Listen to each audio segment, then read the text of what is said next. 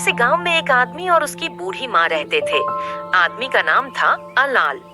अलाल बिल्कुल भी काम नहीं करता, दिन भर बस सोया रहता। एक दिन उसकी बूढ़ी माँ उसको कहती है, बेटा अलाल उठ, बरसात का मौसम आने वाला है। घर में लकड़ी समाप्त हो गई है। तू जंगल जा और लकड़ी ले आ। यदि तू जंगल से लकड़ी नहीं लाया तो हम बरसात में खाना कैसे बनाएंगे? अरे माँ, तू हमेशा मुझे परेशान करती रहती है। ले आऊंगा, तू चिंता मत कर। मैं कल जाऊंगा लकड़ी लेने। आज मुझे सोने दे। नहीं नहीं, तू आज ही जा। तू रोज कहता है कल जाऊंगा।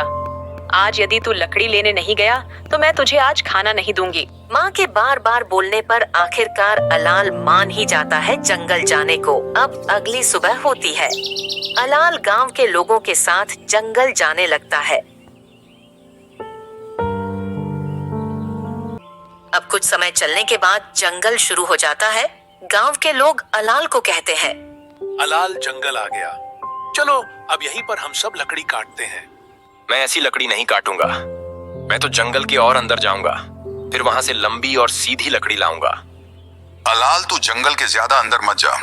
वहां शेर, भालू, चीता और उनसे भी ज्यादा खतरनाक दानव रहता है। वो तुमको मार देगा। तेरी भलाई इसी में है कि तू यही लकड़ी इकट्ठा कर ले, नहीं तो तू मारा जाएगा। मैं किसी से नहीं डरता, मैं जा रहा हूँ। तुम यही काटो लकड़ी।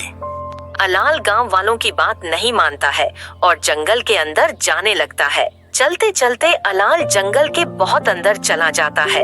वहाँ उसे अच्छे अच्छे पेड़ मिलते हैं। अलाल सोचता है, ये जगह ठीक है, यहाँ थोड़ा आराम कर लेता हूँ, फिर लकड़ी काटूंगा। इतने में वहाँ एक दानव आ जाता है। दानव बहुत ही भयानक था। दानव आकर कहता है, 10 और 10-20 साल बाद मुझे कोई इंसान मिला है।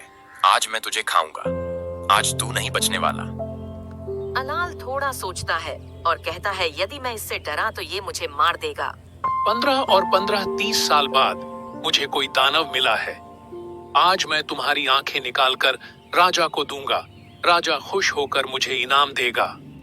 दानव, आज तू नहीं बचने वाला। सूरज की रोशनी में अलाल की कुल्हाड़ी चमकती है, जिससे दानव डर जाता है। इसके हाथ में ये चमकने वाली चीज क्या है? इससे ये मुझे मार देगा।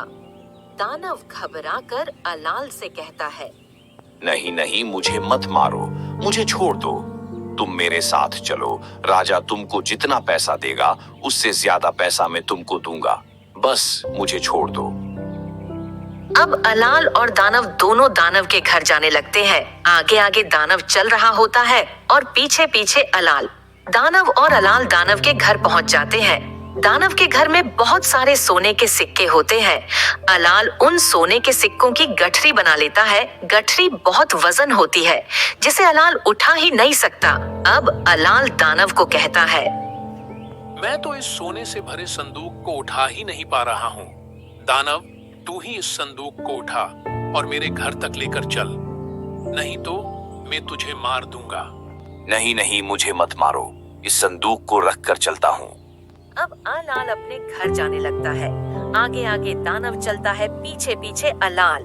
उधर अलाल की माँ अलाल का इंतजार कर रही थी। अलाल की माँ गांव वालों से पूछती है, मेरा बेटा अलाल अभी तक घर नहीं आया। लकड़ी लेने तुम लोगों के साथ जंगल गया था। कहाँ है मेरा बेटा? बताओ मुझे। माँ जी, अब आपका बेटा कभी घर नहीं आएगा। उसको दानव मारकर खा गया होगा। मैंने उसको बहुत समझाया, जंगल के अंदर ज्यादा मत जा, वहां दानव रहता है, मगर उसने मेरी एक न सुनी। वो अच्छी लकड़ी लेने के लिए जंगल के बहुत अंदर गया है। मुझे नहीं लगता कि अब वो वापस आएगा। अब तो उसको केवल भगवान ही बचा सकता है। अब अलाल की माँ अलाल का इंतजार करते करते थक जाती है और खाना खाने लगती है और अपने मन में कहती है, एक तो ये कुछ काम नहीं करता और काम किया तो ऐसा। अब खाना खाने के बाद अलाल की माँ अपनी थाली का पानी बाहर फेंकने आती है। उसी समय अलाल और दानव वहाँ आ जाते हैं। थाली चांद की रोशनी में बहुत तेज चमकती है, जिससे दानव डर जाता है और वही संदूक फेंकता है और भाग जाता है। अरे माँ, ये क्या किया तूने? बड़ी मुश्किल से इस दानव को यहाँ तक लाया था, इस संदूक को रखवाकर। डराकर तूने इसे भगा दिया। अब चलो, इस संदूक को अंदर रखवाओ। पहले ये तो बता, इतने सारे सोने के सिक्के कहाँ से आए? माँ, पहले अंदर चल, फिर सारी बात बताता हूँ। अब अलाल और उसकी माँ संदूक को घर के अंदर लाते हैं। फिर अलाल अपनी माँ को सारी बात बताता है। अब इससे आगे की कहानी अगले वीडियो में। अब कहानी अच्छी लगी हो तो लाइक और सब्सक्राइब कर दीजिए।